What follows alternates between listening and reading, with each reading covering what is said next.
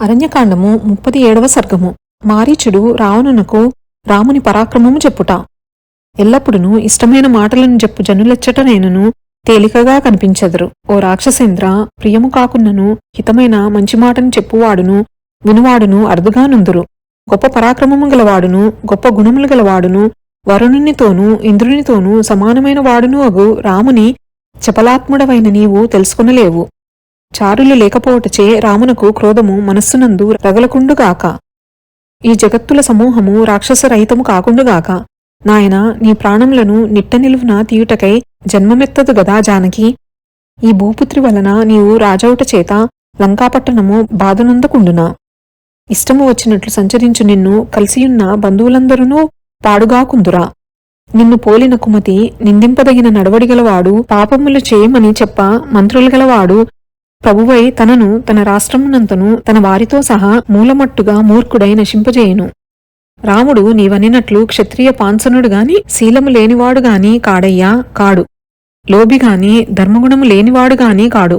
కాడు సుమా, తీక్షుడుగాడు. సమస్త భూతములకు హితముగాని పనులు చేయువాడునుగాడు. తండ్రి చేత గెంటబడి అడవులకు వచ్చిన వాడునూ కాడయ్యా. రావణ, నీకెవ్వరా విధముగా చెప్పిరో.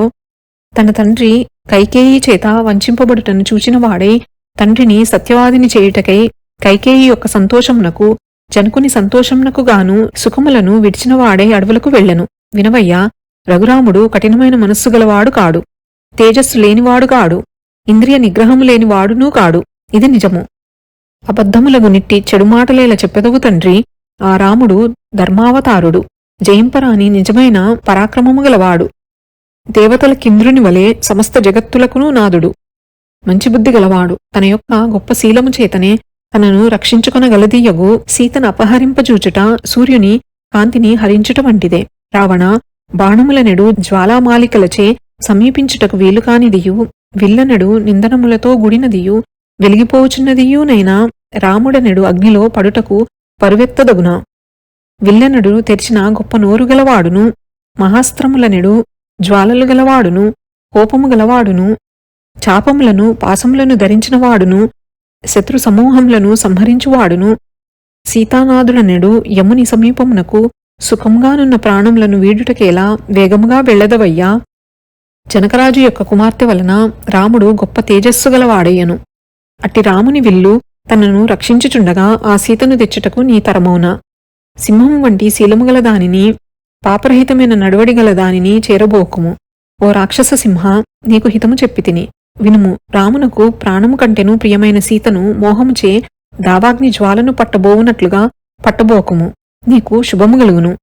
ఓ సురవిరోధి, కొనసాగని ఈ పనిని పనిగట్టుకొని చేపట్టి ఏమి ఫలమును అనుభవించదవో గదా. వినుము. నీవతని కంటబడినచో యుద్ధరంగమున నంతటితో నీ ఆయుర్దాయము తీరిపోవును సుమా. రాక్షసనాయక, ఆ రామునితో విరోధమును పెట్టుకుంటివేని నీవు కోరుకున్న ఈ రాజ్యభాగములను ప్రాణమును దక్కవు. నీకేమైన కొంతకాలము భూమి అందు సౌఖ్యపడుటకిష్టమున్నచో రాముని మనస్సును నొప్పించు పనిని చేయకుము.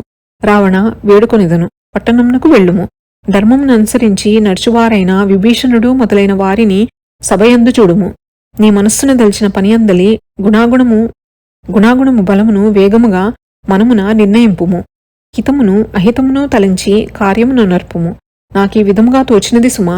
ఆ కోసలరాజపుత్రుని యుద్ధమందు నీవెదుర్కొనుటకు శక్యముగాదు. నా మాట వినుము, నీకు శుభములు గలుగును.